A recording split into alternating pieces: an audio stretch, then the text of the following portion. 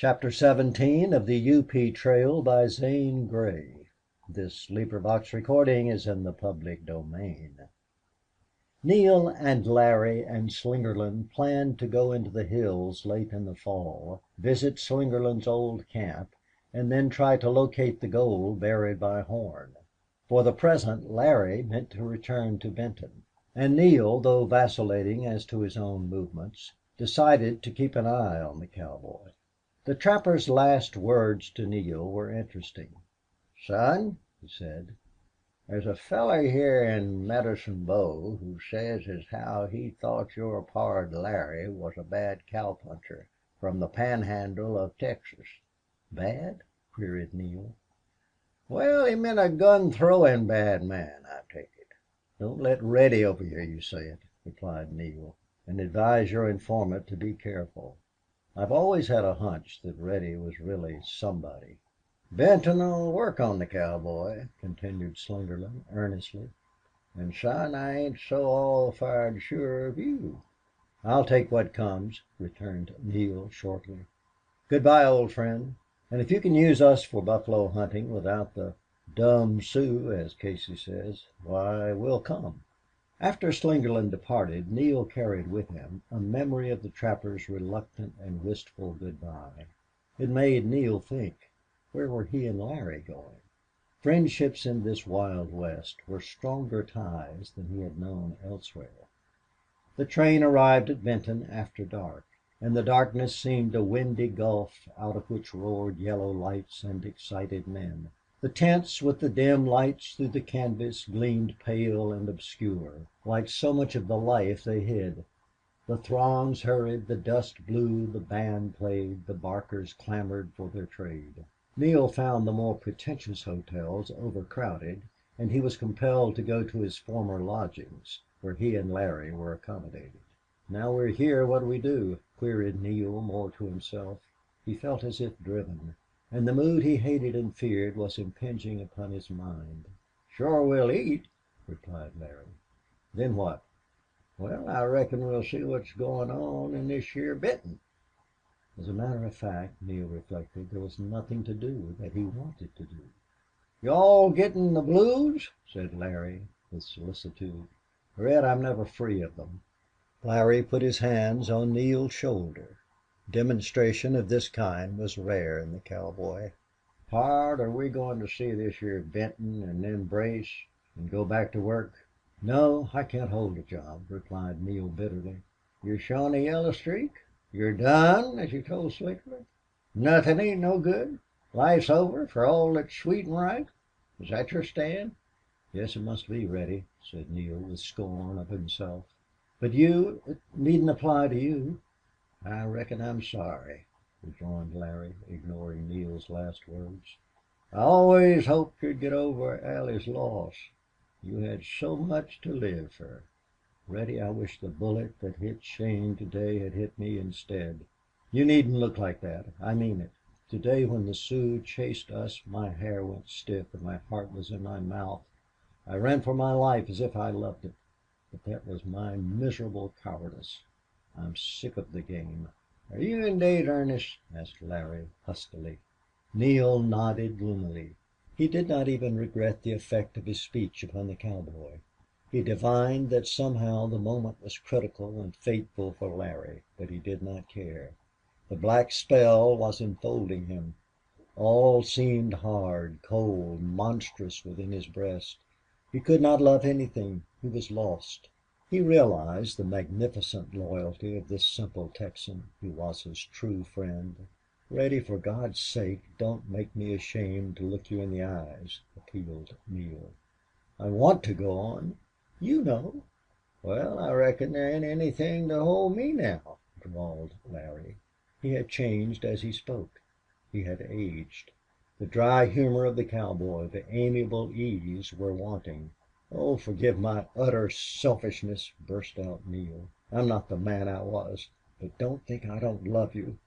They went out together, and the hum of riotous Benton called them. The lights beckoned, and the melancholy night engulfed them. Next morning late, on the way to breakfast, Neale encountered a young man whose rough, bronzed face somehow seemed familiar. At sight of Neale this young fellow brightened, and he lunged forward. "Neale! Looking for you was like hunting for a needle in a haystack." Neale could not place him, and he did not try hard for recognition, for that surely would recall his former relations to the railroad. "I don't remember you," replied Neale. "I'll bet Larry does," said the stranger, with a grin at the cowboy. "Shore your name's Campbell, an' you was a lineman for Baxter," returned Larry. "Right you are," said Campbell, offering his hand to Neale and then to Larry. He appeared both glad and excited. "I guess I recall you now," said Neale, thoughtfully. "You said you were hunting me?" "Well, I should smile," returned Campbell, and handed Neale a letter. Neale tore it open and hastily perused its contents. It was a brief, urgent request from Baxter that Neale should return to work. The words, almost like an order, made Neale's heart swell for a moment. He stood there staring at the paper. Larry read the letter over his shoulder. "Pard, shore I was expectin' jest thet there, an' I say go!" exclaimed Larry. Neale slowly shook his head. Campbell made a quick, nervous movement. "Neale, I was to say tell there's more'n your old job waitin' for you." "What do you mean?" queried Neale. "That's all, except the corps have struck a snag out here west of Benton. It's a bad place. You and Henney were west of the hills when this survey was made. It's a deep wash, bad grade and curves. The gang's stuck. And Baxter swore we got to have Neale back on the job." "Where's Henney?" asked Neale, rather thickly. Campbell's words affected him powerfully. "Henney had to go to Omaha. Boone is sick at Fort Fetterman. Baxter has only a new green hand out there, and they sure struck a snag." "That's too bad," replied Neale, still thoughtfully. "Is the chief is General Lodge there?" "Yes, there's a trooper camp. Colonel Dillon and some of the officers have their wives out on little visits to see the work. They couldn't stand Benton." "Well, you thank Baxter and tell him I'm sorry. I must refuse," said Neale. "You won't come?" ejaculated Campbell. Neale shook his head. Larry reached out with big, eager hand. "See here, pard, I reckon you will go." Campbell acted strangely, as if he wanted to say more, but did not have authority to do so. He looked dismayed. Then he said, "All right, Neale. I'll take your message. But you can expect me back." And he went on his way. "Neale, shore there's somethin' in the wind," said Larry. "Well, it just tickles me they can't build the railroad without you." "Would you go back to work?" queried Neale. "Sure I would if they'd have me. But I reckon that little run in of mine with Smith has made bad feelings. And come to think of that, if I did go back I'd only have to fight some of Smith's friends, and I reckon I'd better not go. It'd only make trouble for you." "Me? You heard me refuse." "Sure I heerd you," drawled Larry, softly. "But you're goin' back if I have to hog tie you and pack you out there on a hoss." Neale said no more. If he had said another word he would have betrayed himself to his friend. He yearned for his old work. To think that the engineer corps needed him filled him with joy. But at the same time he knew what an effort it would take to apply himself to any task. He hated to attempt it. He doubted himself. He was morbid. All that day he wandered around at Larry's heels, half oblivious to what was going on. After dark he slipped away from his friend to be alone.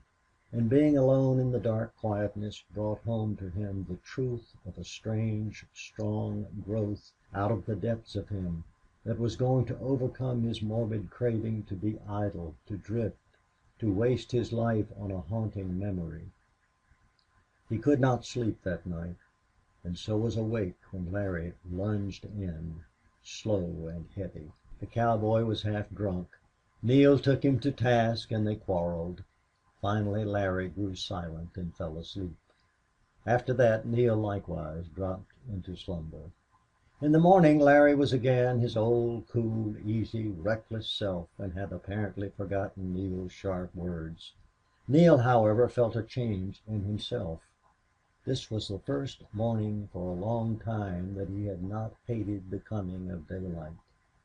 When he and Larry went out the sun was high. For Neale there seemed something more than sunshine in the air. At sight of Campbell, waiting in the same place in which he had encountered him yesterday, Neale's pulses quickened. Campbell greeted them with a bright smile. "I'm back," he said. "So I see," replied Neale, constrainedly. "I've a message for you from the chief," announced Campbell. "The chief!" exclaimed Neale. Larry edged closer to them with the characteristic hitch at his belt, and his eyes flashed. "He asked as a personal favor that you come out to see him," replied Campbell. Neale flushed. "General Lodge asked that?" he echoed. There was a slow heat stirring all through him. "Yes. Will you go?" "I guess I'll have to," replied Neale. He did not feel that he was deciding. He had to go. But this did not prove that he must take up his old work. Larry swung his hand on Neale's shoulder, almost staggering him. The cowboy beamed. "Go in to breakfast," he said. "Order for me, too. I'll be back." "You want to hurry," rejoined Campbell. "We've only a half hour to eat and catch the work train." Larry strode back toward the lodging house, and it was Campbell who led Neale into the restaurant and ordered the meal. Neale's mind was not in a whirl nor dazed, but he did not get much further in thought than the remarkable circumstance of General Lodge sending for him personally. Meanwhile Campbell rapidly talked about masonry, road beds, washouts, and other things that Neale heard but did not clearly understand. Then Larry returned. He carried Neale's bag, which he deposited carefully on the bench. "I reckon you might as well take it along," he drawled. Neale felt himself being forced along an unknown path. They indulged in little further conversation while hurriedly eating breakfast. That finished, they sallied forth toward the station.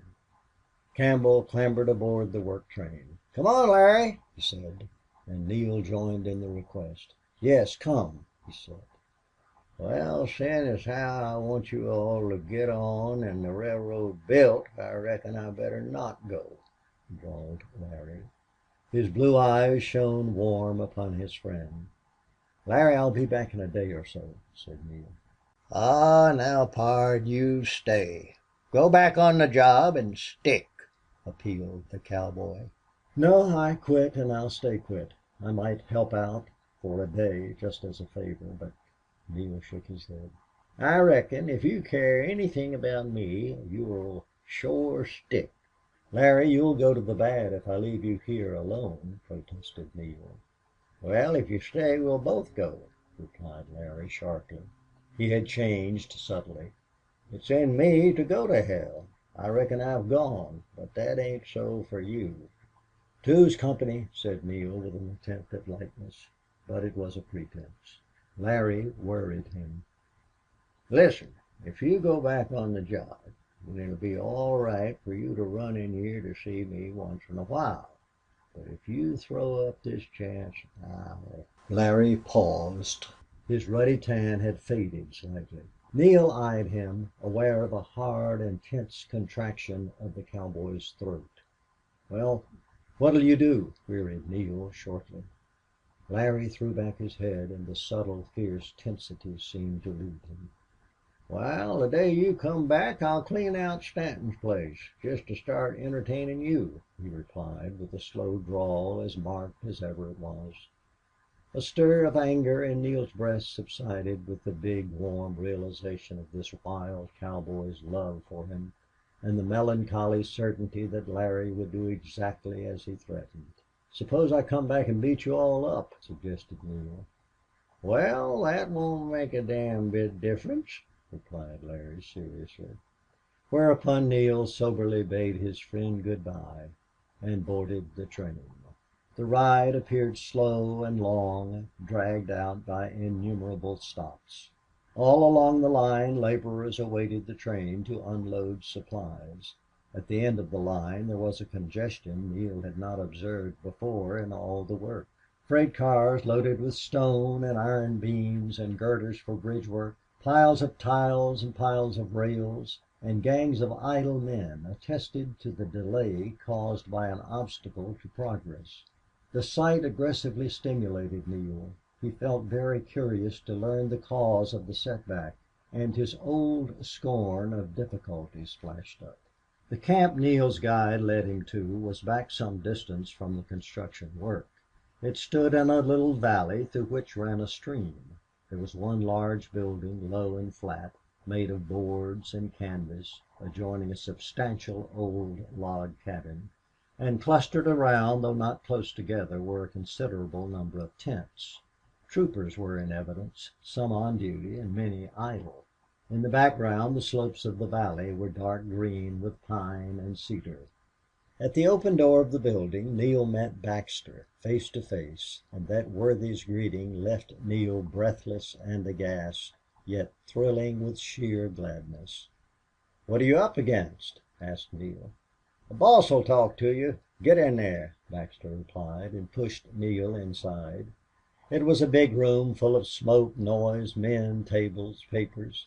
There were guns stacked under portholes. Some one spoke to Neale, but he did not see who it was. All the faces he saw so swiftly appeared vague, yet curious and interested. Then Baxter halted him at a table. Once again Neale faced his chief. Baxter announced something. Neale did not hear the words plainly. General Lodge looked older, sterner, more worn. He stood up. "Hello, Neale," he said, offering his hand, and the flash of a smile went over his grim face. "Come in here," continued the chief, and he led Neale into another room of different aspect. It was small. The walls were of logs. New boards had been recently put in the floor. New windows had been cut, and it contained Indian blankets, chairs, a couch. Here General Lodge bent a stern and piercing gaze upon his former lieutenant. "Neale, you failed me when you quit your job," he said. "You were my right-hand man. You quit me in my hour of need. General, I was furious at that rotten commissioner deal," replied Neale, choking. What he had done now seemed an offense to his chief. "My work was ordered done over." "Neale, that was nothing to what I've endured. You should have grit your teeth and gone on. That 5 miles of reconstruction was nothing nothing." In his chief's inflexible voice, in the worn, shadowed face, Neale saw the great burden, and somehow he was reminded of Lincoln, and a passion of remorse seized him. Why had he not been faithful to this steadfast man who had needed him? "It seemed so much to me," faltered Neale. "Why did you not look at that as you've looked at so many physical difficulties? The running of a survey, for instance." I guess I have a yellow streak." "Why didn't you come to me?" went on the chief. Evidently he had been disappointed in Neale. "I might have come. Only Larry, my friend, he got into it, and I was afraid he'd kill somebody," replied Neale. "That cowboy, he was a great fellow, but gone wrong. He shot one of the bosses, Smith." "Yes, I know. Did Smith die?" "No, but he'll never be any more good to the U.P.R. That's certain." "Where's your friend now?" "I left him in Benton." "Benton!" exclaimed the chief bitterly. "I am responsible for Benton. This great work of my life is a hell on wheels, moving on and on. Your cowboy friend has no doubt found his place and his match in Benton." "Larry's broken loose from me," and then he last restraint. "Neale, what have you been doing?" And with that Neale dropped his head. "Idling in the camps, drifting from one place to the next, drinking, gambling. I'm ashamed to say, sir, that of late I've been doing just those things," replied Neale, and he raised his gaze to his chief's. "But you haven't been associating with those camp women," exclaimed General Lodge, with his piercing eyes dark on Neale. "No," cried Neale. The speech had hurt him. "I'm glad to hear that. Gladder than you can guess. I was afraid. But no matter. What you did is bad enough. You ought to be ashamed. A young man with your intelligence, your nerve, your gifts. I've not had a single man whose chances compared with yours. If you had stuck, you'd be at the head of my engineer corps right now. Baxter's played out. Boone is ill. Henney had to take charge of the shops in Omaha. And you, with fortune and fame awaiting you, throw up your job to become a bum, to drink and gamble away your life in these rotten camps. General Lodge's scorn flayed Neale. Sir, you may not know I lost someone very dear to me. After that, I didn't seem to care." Neale turned to the window. He was ashamed of what blurred his eyes. "If it hadn't been for that, I'd never have failed you." The chief strode to Neale and put his hand on his shoulder. "Son, I believe you. Maybe I've been a little hard. Let's forget it." His tone softened, and there was a close pressure of his hand. "The thing is now, will you come back on the job? Baxter's note. Campbell said they'd struck a snag here. Do you mean help them get by that?" "Snag? I guess it's a snag. It bids fair to make all our labor and millions of dollars wasted. But I'm not asking you to come back just to help us over this snag. I mean, will you come back for good and stick?" Neale was shifted out of the gloom into which memory had plunged him. He turned to his chief and found him another person. There was a light in his face and eagerness on his lips, and the keen, stern eyes were soft. "Son, will you come back? Stand by me to the finish?" repeated General Lodge, his voice deep and full. There was more here than just the relation of employer to his lieutenant. "Yes, sir, I'll come back," replied Neale in low voice. Their hands met. "Good!" exclaimed the chief. Then he deliberately took out his watch and studied it. His hands trembled slightly. He did not raise his eyes again to Neale's face. "I'll call you later," he said. "You stay here. I'll send someone in." With that he went out. Neale remained standing, his eyes fixed on the gray green slope seen through the window. He seemed a trifle unsteady on his feet, and he braced himself with a knee against the couch. His restraint under extreme agitation began to relax. A flooding, splendid thought filled his mind. His chief had called him back to the great work. Presently the door behind him opened and closed very softly. Then he heard a low, quick gasp. Someone had entered. Suddenly the room seemed strange, full, charged with terrible portent, and he turned as if a giant hand had heavily swung him around. It was not light at the other end of the room, yet he saw a slight figure of a girl backed against the door. Her outline was familiar, haunting ghost of his dreams. Bewildered and speechless, he stared, trembling all over. The figure moved, swayed. A faint, sweet voice called, piercing his heart like a keen blade. All of a sudden he had gone mad, he thought. This return to his old work had disordered his mind. The tremor of his body succeeded to a dizziness. His breast seemed about to burst. "Neale!" called the sweet voice. She was coming toward him swiftly. "It's Allie, alive and well." Neale felt lifted as if by invisible wings. His limbs were useless, had lost strength and feeling. The room whirled around him, and in that whirl appeared Allie Lee's face, alive, flushed, radiant. Recognition brought a maddening check, a shock, and Neale's sight darkened. Tender, fluttering hands caught him. Soft, strong arms enfolded him convulsively. End of chapter 17.